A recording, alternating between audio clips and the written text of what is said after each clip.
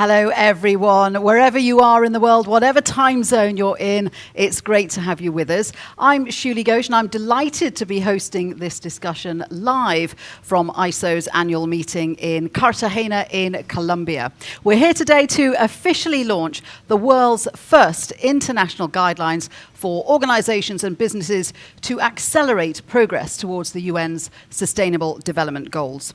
This is the groundbreaking result of a unique partnership between ISO and the UN Development Agency, and I'm pleased to be joined today by two members from those organizations, Noelia Garcia-Nebra, Head of Sustainability at ISO, and Marcus Neto, UN Assistant Secretary General, UNDP Assistant Administrator and Director of the Bureau for Policy and Programme Support. And Noelia and Marcus will also be taking questions from the audience, so if you have anything you want to ask them, just type it in. So both of you, tell me about this really important relationship, this partnership. ISO and UNDP came together in September 2023, specifically to advance the cause of sustainable development. So what is it about the partnership that leverages the strengths of both your organizations? Thank you. Good morning, good afternoon, good evening, wherever you are. It's an important day for us at the United Nations Development Program to get to this point since we start this partnership with ISO. Look, the Sustainable Development Goals is our collective plan for the future, plan for the world. Unfortunately, since it was approved in 2015, it is off track. We had COVID, we have a different world than we thought, and it's off track. You know, only 17% of the targets of the goals are actually on track. We at UNDP always realized from the beginning, right, as the stewards of the Sustainable Development Goals, that these goals could never be achieved just by governments. They are the collective of society goals. In that sense, they are extremely important that the private sector of all sizes, from small SMEs to large multinationals, in a developed country and developing countries, are part of it. And I think what we've seen over the years is an understanding on the private sector of that, but a lack of understanding of how do I do it? Right. Yeah. What do I do it? Now, millions of companies in the world have absorbed and use it ISO standards. We went on to create standards to try to help the private sector embed the SDGs in their own decision-making and in their own elements, right? So their results are aligned to the SDGs. But really, to reach the numbers that we need of companies, we needed this partnership. We needed this to become an ISO UNDP guidelines and eventually an ISO UNDP management standards that is embedded in what they know. They know ISO, they trust ISO. And this is where ISO comes in. Yes, indeed, and I think it's really unique what we are doing here, because we are bringing together the strengths of two organizations that are deeply committed to the SDGs, to drive change, to drive action. So we are putting the strengths of those two organizations, ISO developing trusted international standards, UNDP with the deep knowledge on the SDGs. And for me, what is really powerful is actually the global network, the two global networks that we are putting together on both sides, 170 countries, to really drive change and drive impact. And there was really a timely issue because you were working on that. We were also thinking, how else can we help organizations achieving the SDGs? And I think doing it together is even more powerful. So these guidelines are the first product of your partnership, hopefully the first of many, but this is specifically aimed at organizations, at businesses, to optimize their contributions to the UN SDGs. Why was that seen as the first thing that you wanted to do? Well, I think it's what we were just saying. It builds on work that was already ongoing on our organizations and on this vision of we need to bring businesses along to accelerate action. We have 6 years to go, 7 years to go, 6 years to go. How do we bring business along? Because they have really an important role to play here. So this was building like from work that was already doing was like the long hanging fruit, right? Like let's start there. Let's join our forces, our strengths together, so that we can bring something to the world. But I also think the reason of starting now is because it's practical. Yeah. It is a tool that is on the ISO website, so go there and start using it, right? It is a tool that it's practical. It's within the format that companies around the world and governments too are used to when they engage with any of ISO standards, right? And as well as said, it's time to get things happening. I think we've convinced business back from 2015 that not only the SDGs are important to them, but they're also business opportunity to them. Yes. Right? I was going to ask you, why should businesses take account of SDGs in their business operations? But it is beneficial to them as well as to the environment. Well, there is no doubt about it, right? I'll give you two pieces. Right back a couple of years later, after the SDG was created, there was a commission that was put together to look at the business opportunity of the SDGs. Right. Yeah. They only look at 5 of the 17 goals. And it was $8 trillion. $8 trillion. $8 trillion of business opportunity. I give you another element. SDG 5, gender equality. Right? If we were to achieve gender equality, global GDP will grow by 2.4%. Yeah, the power of women. I'm not arguing with that. So the question here is, how does business, right, who has to be profitable, and more profitability is tied to sustainability. Indeed. Now, how many companies are going to survive in the world of climate change, in the world of the situation that we're seeing today, if they're not able to deliver to society profits, but a social and environmental return at the same time, right? And that is the competitive advantage of the future, and that is the opportunity that exists. And that is ISO's message as well. Absolutely, yes. And actually, when the SDGs were developed, it was identified the importance of bringing business along. This was the big change between the Millennium Goals and the SDGs. This was a framework developed for absolutely everyone, not only countries. And it was identified the need of investment, of private investment to make this happen. And through these guidelines, companies can contribute to developing their societies around them, making a more environmental context around them. And we see also actually a tendency from consumers asking for products that are responsible. Very true. So I completely agree with Marcos. There is a business opportunity for companies in contributing to the SDGs directly, and that's where we want to guide them on how to do it. Okay, well, I was going to say, let's get down to the nitty-gritty. How do they do it? This is practical advice for businesses and organizations. How are they building this into their day-to-day practices? So I think the guidelines will provide companies and some government officials as well with a step-by-step way on how do you look at the SDGs when you are making strategic decisions, when you are making management decisions, right? And I think this is very important because parallel to this conversation that we have, there's a huge and excellent progress going on around another set of standards, which is standards for disclosure. A movement that started with climate change and in nature and is now taking over also on inequality and societal issues. But the thing with disclosure is at the end of a conveyor belt, right?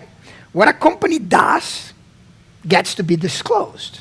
And then hopefully that disclosure is used back to influence. What we are putting together here, complements that element by saying, actually, upfront, here are the SDGs, what is material for you, how do you bring it to the governance, how do you bring it to the management decisions, how you put it into the measurement of it, and with that, you're going to get better disclosure. But there are 17 SDGs.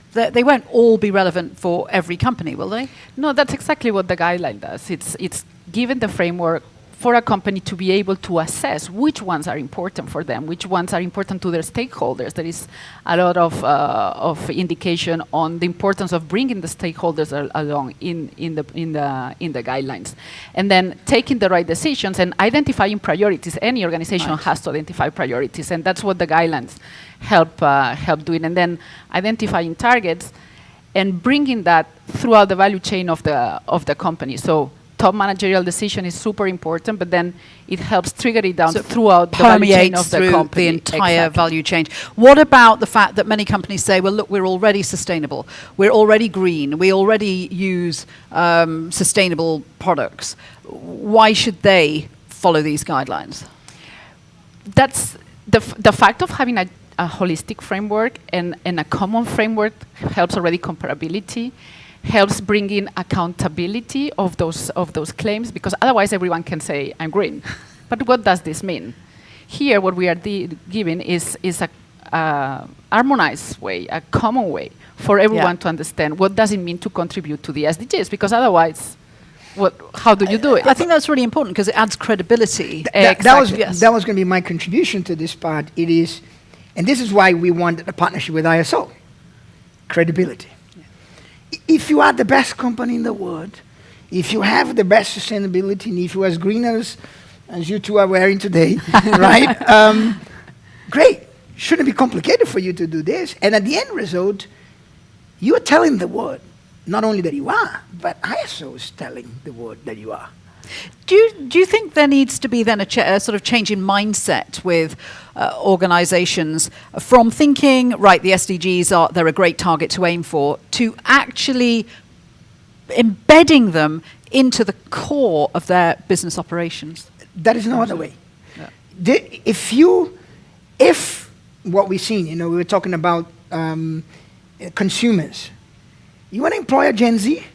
You better demonstrate it to the workforce that's coming in. It's true. Right? Who cares more than just, a salary at the end of the month, that you're part of this process. Now, I think there has been an evolution since 2015 of going from corporate social responsibility, to now going into this process that you just mentioned of embedding, right, at the heart of the institution. Not just as a process of kind of communications management and risk management, but back to what I said earlier, where are the opportunities? Right. How do I actually find the business opportunity in the developing countries, right?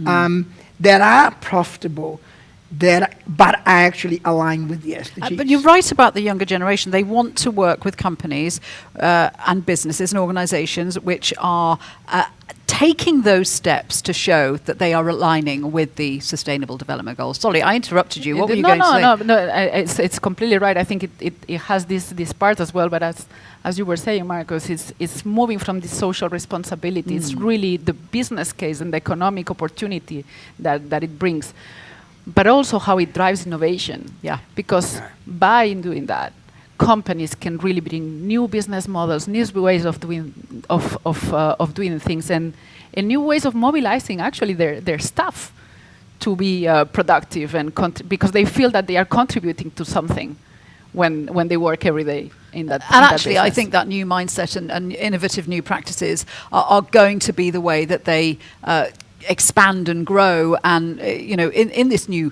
reality where sustainable development is absolutely non-negotiable. Tell me about the guidelines then, as to who they're aimed at, who can use them. Is it every organization across the board, public sector, private sector? They apply indeed to any type of organization, private, public, big, small. It's done in a way that it's very practicable, as Mark was saying. It's a step-by-step guide. It's mainly aimed at the decision makers at different level, but even if, of course, it's the decision makers, the leadership of the company who has to drive that work, the guideline, as I was saying before, it helps trigger this down into the different lines of the value chain of the organization. How do you introduce this in your planning? How do you define your targets? How you report on it? How you make sure your stakeholders are involved and part of it as well. Okay, so easy to use, practical guide. Yeah. Let's talk about what we're hoping will come from this. And I think you, right at the start, said, look, we're not on track to achieve the SDGs. Only a minority of them are on track at the moment. Do you think these guidelines are something that could help accelerate our progress towards achieving those? I'm convinced that that can happen. Because we need the business community, right? We need all kinds of companies everywhere in the world. If they embed it, and if the guidelines helping them embed it in the end, the SDGs have a finance gap at about $4.2 trillion, Yeah. right, a year. It's a lot of money. However, it's 1% of global wealth. A lot of the global wealth is in the private sector, right? And then you've got two ways that this private sector alignment of resources happen. One way is financial flows. Right? The guidelines will help finance industry to know who is doing what in terms of sustainability and allocate resources accordingly. So that's one utilization of the guidelines. The second one, which I think is really cool, is the actual alignment of the end result. Yeah. Right? Business delivers value for society by doing something, producing service, whatever it is. Right, at different levels by different companies. What the guidelines could do is make this end result of any company in any sector be aligned with the SDGs. The value of that is probably larger than whatever the financial industry is investing. Right. Yeah. Right? Yeah. So change the way business does business. Right? It will have a huge capacity to put the SDGs back on track. Absolutely. And this is what ISO does. I mean, this is the importance of international standards in helping us achieve those global targets, that global agenda. Yeah, indeed. I mean, through international standards, what we do is basically bringing best practices, the best way of doing something, and scale it up. We have the capacity of scale up solutions that have been tested, that have been tried, exchanged by the best experts of the world, the ones that they know the most about that.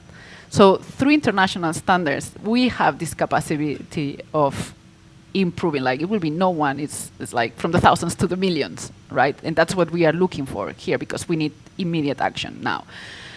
We have other standards that address different areas of sustainability, but what this guideline does is bring in a holistic approach, because it's around the framework of the SDGs. So it brings the three aspects, the social, environmental, and economic aspects of sustainability together, providing this holistic solution or approach for companies. So they don't need to only look at the environment or only look at social aspects. Now they can look at it in a holistic way. And that's what sustainable development is. It's not just one thing. It has to be the three things together. Cuts across. Exactly. And you can't, you want to succeed as a business in today's world, and we are facing climate risks, you're facing inequality risks, social risks, and you have opportunities. You can't disassociate those things anymore. In our main work as UNDP, you can't deal with climate without dealing with development. Climate and development have become one thing. And nature, right? And the degradation of nature. Look, we spend far too long in our society, taking for granted air, water, land. Yeah, absolutely. All things which are now under threat. And I've been talking to a lot of people. We've been doing a lot of sessions at the ISO annual meeting about sustainable development. Biodiversity is one of those things which stakeholders are deeply worried about. So I'm coming back to Cali, in about, a month and a half for the biodiversity COP. We actually have the trifecta this year. We go from biodiversity in Cali to climate in Azerbaijan to land and desertification in Saudi Arabia this year in the space of 7 weeks. It's a very important moment. Yeah. And I think what we're doing connects to all of this. Absolutely. Absolutely. And then you've got COP29 coming in Baku. So all of these issues are incredibly important. Just a reminder that our speakers, Marcos and Noelia, are going to take questions. So if you have anything at all that you want to ask them about how these guidelines might work or who they might apply to or how easy they are or what might be the stumbling blocks, anything at all, do please type them in and send them to us, and we'll try and get through as many of them as possible. Let me ask you about tracking progress. So if organizations use these guidelines, are they going to be able to see how they're doing in aligning with SDGs? No, yes, that's exactly one of the step-by-step provided by the guidelines. Right, that's set out in the guidelines. Define your context, get on board your stakeholders, define your targets, and record progress and report on progress. So that's certainly one of the key elements of the guideline. And I think this process of setting up specifically relevant KPIs to each company, which the guidelines help them to do, is incredibly important because at the end of the day, you want to measure that progress, not only because there is pressure coming, as I mentioned earlier, from disclosure point of view, right? There is going to be a moment relatively soon that a financial institution, a bank somewhere in the world, have made commitments to disclosures, and you will have to pass on those commitments to an SME. The SME that does what that applies the guidelines we're launching today will be in a very strong position to give that report back, that data back to the bank when it goes and say, listen, I need a loan to expand my business. Right, okay. And I'm doing this guideline. I actually have the data because the banks are going to start to ask, hey, I need this information because I've committed as a bank to climate targets, to SDG targets, right? So this chain is coming. I think we are closing an important gap here. But more important, the measurement of this progress should allow the leadership, the management, to make better decisions. Am I really achieving the opportunities that I want? Am I really talking to the stakeholders the right way, right? And so that for me, if I were a business leader, I want this to make my business better. Yeah, and it's also a clear evidence that you are tying in with all the targets that are necessary in that industry. What's your view on this, on how they can track progress? Well, it's by identifying those KPIs and based on the priorities on the priority set, and very important, as you said, like taking back information to continue decision making, right, process. But there is another aspect that I think is also very, very important, is that one of the issues with disclosures and others we have is availability of data, as you were saying, but comparability of data as well. Yes, right. And if SMEs, they want to be part of a global value chain, they need to provide data that speaks to the other companies, like that they can really understand. Because otherwise, if the data is not comparable, it's going to be very, very difficult. So that's another way that through the guidelines we can do that. We're getting lots of questions coming in, and I just quickly want to ask you: are these guidelines? Do you think they will evolve into an actual international standard? Yes, the work is actually already ongoing. We are joining forces to turn them into a management system standards, which will of course build on other management system standards that exist. It will build on UNDP's impact SDG impact standards as well. And the beauty of that, and for companies already that are familiar with management system standards, is that it will provide that framework to introduce best practices towards the SDGs in organizations. So work ongoing, and hopefully soon we'll. And once the standards are ready, that credibility becomes clear.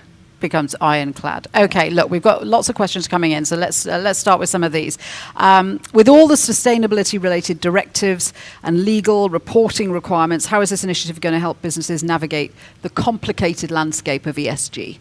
Which I think you've touched on a little bit already. I go back to this point. I think this guidelines is actually quite strategically to help navigate it, being the regulations coming out of the European Commission, being the International Standard Sustainability Board on disclosures, because this is not about that type of regulation. This is about embedding all of that conversation into the business processes, right? It can be quite a strenuous process for a company to do its business as normal, and then have to figure out, how do I report about all those things, right? Now, big companies can do that. They go on and hire somebody else to come and figure out and provide a report, right? Middle-sized companies, small companies, struggle. Now, what we are offering is an opportunity for you as a company to bring it inside, embed it. Then the assumption is that last part of the disclosure is happening. It's easier. Yeah, natural. absolutely. Another question, which I think is probably aimed more at you, Noelia. Are there any other ISO standards that are already supporting SDGs? Well, I can say yes to that. And how to find out about them? Where are they published? Exactly. Yes, indeed. We have many standards contributing to the SDGs, and we have them in our website. So if you look at ISO.org SDGs, you will this information is available. But as I was saying before, the beauty of this guideline is that it's putting everything together. Because again, we need companies to think in a holistic way. We just said it, like you cannot just think about climate and not think about water and not think about equality. They need to think on that in a holistic way, and that's what I think these guidelines add to the management system standards or other standards contributing to the SDGs that we have. And I mean, we have not invented, anything from scratch. I mean, the tools that exist already, the SDG impact standards, the UNDP SDG impact standards, and other tools that are available and that are being used have been referenced on those guidelines. So that's also another advantage. So I from where I'm sitting, the guidelines essentially are pulling everything together and making it easier to fulfill requirements in these practical steps that the guidelines are part of. Excellent. Okay, another question from our online viewers. Do keep them coming in. These are really interesting questions. How do the guidelines address conflicts between short-term business goals and long-term SDG commitments? What mechanisms ensure organizations make genuine, this is a great question, make genuine contributions rather than engaging in SDG washing, greenwashing? Well, I think the guidelines is a first step in a process of management standards by ISO that has assurance attached to it, right? Mm-hmm. Is exactly how you differentiate one company from the other vis-a-vis SDG washing or not. It is that credibility that comes with assurance, with verification, that the guidelines is the first step towards, right? So in that sense, it is a problem. Let's be very honest, right? Without guidelines like this, without standards, being disclosure standards or our forthcoming management standards, without those things, it's self-belief. I say I'm doing it and you believe me. Well, this is one of the problems that, again, I know ISO has tried to tackle. Greenwashing arises from a lack of definition of what we actually constitutes, for example, net zero. So companies are able to say, well, look, I've achieved X, Y, Z, therefore I am green. These guidelines obviously help try and circumvent that and add credibility to what an organization is doing. The first part of the question is also very important, because you can be green today. Will you still be green 5 years from now? Right. Yeah. When business pressures changes, leadership changes. So I think this notion between a journey, right, that has short-term tension with long-term view, right, it's an important point. And I think we do, I will let Noelia answer if the guideline does anything specifically about that, because I can't remember. But I do think that this process of having to go through standards, through verifications, is costly, it's burdensome, secures that you're not in this for the short term. Yeah. You're in this for the long term. No, and indeed, the guidelines promotes the fact of like think long term, but set your targets also at the short term. And that's actually the beauty also of the management system standards, because it offers or it obliges companies to go through a process of defining, checking, acting, reviewing, and come back, right, with a long-term objective set. And the guidelines, I think, through reading them, what they do is really bring in a cultural change, because if the companies that will follow that will introduce a different way of working throughout the company. So I think that's another way of ensuring also this long term, because some people might move out of the company, but if you have embedded that culture, it will continue. Another interesting question here, and we haven't really talked about this, but this is a great question. Do the guidelines consider the different capacities of enterprises in the global north, as opposed to the global south, to measure and report on certain SDG KPIs to ensure the latter don't lose out on opportunities? So yeah, it's that sort of developing world divide. Absolutely, yes. As we said, these are guidelines that are available to everyone, every size of organization, and the starting point is your context. That's the starting point of the guidelines. Think about your context as a company, and from there, set your priorities, check your materiality, and define what are your objectives and how you are gonna get there. So absolutely, yes. But it is a very, very good question, because the guidelines that was earlier described, but we have to recognize that in certain contexts, in certain countries, a general availability of data will be lower than in others. Yeah. So sometimes a company won't have access to data that it needs to do certain things in certain countries, right? So I think that is important to realize, that you do have difference between global north and global south. There's another element of difference here between large companies and SMEs. And the SMEs face unique challenges in the global north and in the global south. Right? You know, how the guidelines is practical, it's simple. And I think part of that is aiming at that small company, right? And why do I speak so much about SMEs? In developing countries, SMEs are anywhere between 60 and 80% of the jobs. Absolutely. Yeah. They are the majority. They are the backbone. And not only in developing countries. You go to Italy, that is the spine of the Italian economy, a G7 country, right? So SMEs matter in this process, right? And we need to make sure that we are creating tools that are easy to be used by SMEs, not just by large multinational corporations. A couple of technical questions that I'm hoping you can answer. That's for her. Does this align with the EU Corporate Sustainability Reporting Directive? Yes, it does. That's a simple answer. Yes, it does. I mean, what I think is important to say is that the guidelines are not done for aligning with a particular regulatory context, but is flexible enough so that the company can adapt to the regulatory context in which it's operating. And another one, test your powers of memory, Noelia. How does this guide contribute with ISO 26000? Oh, it builds on ISO 26000. You're going to have to remind me, what is ISO 26000? It's corporate responsibility. Right.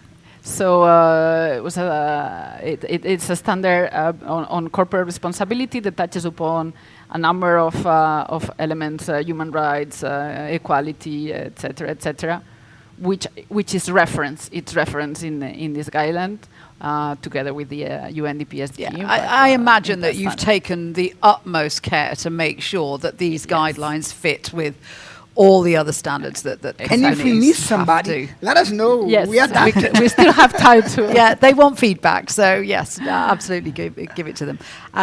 Thank you. Okay, another question. The world is moving very fast. Are you going to update the guide on a regular basis?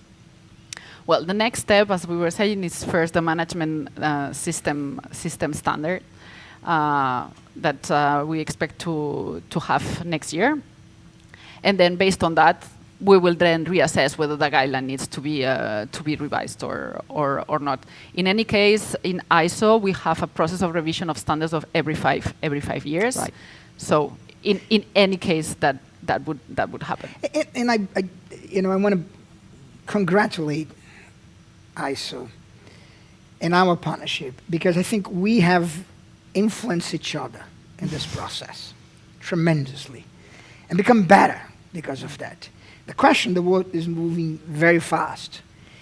I think these guidelines breaks a record for you, ISO, on how fast we put our guidelines in the market, right? Yeah. It's a recognition of the SDGs have 6-7 years, right? So if we're going to influence and put them back on track as much as we can, we got to do it now. It's interesting you say that, Marcos, because we have another question which is a little bit provocative, saying, how do you respond? Can I know No. How do you respond to those who say the guidelines come too late and we should have had something like this far earlier, since we are so off track from the 2030 SDGs? Yes, we should. Guess what? Better late than never. True. Right? It's time now. We at the United Nations, in 10 days' time, we're going to enter in New York the 79th General Assembly, and more important, something called the Summit of the Future, right? In which we are bringing, ISO is going to be there and others will be there, right? What the Summit of the Future is trying to do is to create a consensus, to create a momentum, to do as much as we can to put the SDG back on track, right? Let's be fair, right? 2015, there was no COVID. There was no wars, right? Some people still thought climate change was at a distant future. Yep. It isn't. It's here, right? I just came from Brazil. São Paulo 2 days ago in Brazil was the most polluted air in the world. Why? Because of forest fires in the Pantanal and in the Amazon in Brazil. The worst drought in the history of the Amazon, which is the largest freshwater body in the world. Yeah. So all of those things put the SDG off track, right? Now, we can sit here and say, oh my God, Too late. forget the goals. There's nothing we can do about it. Or we can say, no, we're going to do everything we can do now to get to 2030 as close to those goals as possible. In that sense, by the questioner, sure, we could have done it 2015. In hindsight, we should, but now is the time. I don't think there's anyone who would disagree with you there. If you had to convince a decision maker to use the guidelines today, what would you say? I would say that is on the decision maker to show and to show action and to walk the talk, and to be the first one driving its organization towards where we need, and show that this organization is contributing to the world. Now, what the guideline is doing is just helping him in this journey. But the journey, the decision of starting the journey, is his or hers. I would point to another piece of work we at UNDP have developed, which is we've developed in about 40 countries methodology that identify concrete business opportunities. We call SDG investment maps, right? That are profitable. We've mapped the regulatory environment for those business opportunities, and we tell that business opportunity delivers these SDGs. Right. So what I would tell a leader is, here's a business opportunity. Well, how do I do this? Here's the guidelines. You make it sound so simple, but it is what we call a no-brainer, that there are these benefits and advantages to having this, and you've provided a guide which allows companies and businesses to actually meet those requirements. Thank you. We've probably coming to the end of this conversation. Thank you so much for all your questions. They're really, really good questions. I want to ask one last question of my own, if I may, because it's been a productive partnership so far in the year that you've had together. Like the best partnerships, it's obviously maturing. You found your strengths in each organisation. So, what is next for the ISO UNDP partnership? Well, we have a huge, huge task in a fast timeline to put the management standards out.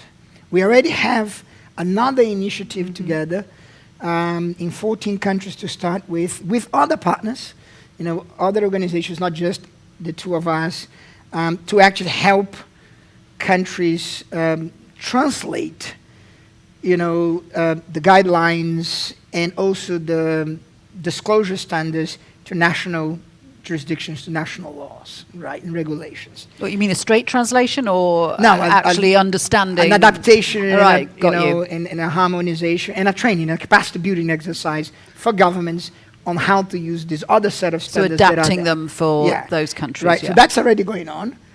I really think we haven't started to even understand the power of this partnership, right? There were people in UNDP that said, ISO? What the heck? Right? And they're Really? probably Is saying, that really how they were? we are a practical organization that works in 170 countries doing development. Why are we involved in global standards? So right? who made the, it's like a marriage, who made the proposal then? Well, have we got married already or are we We're still dating.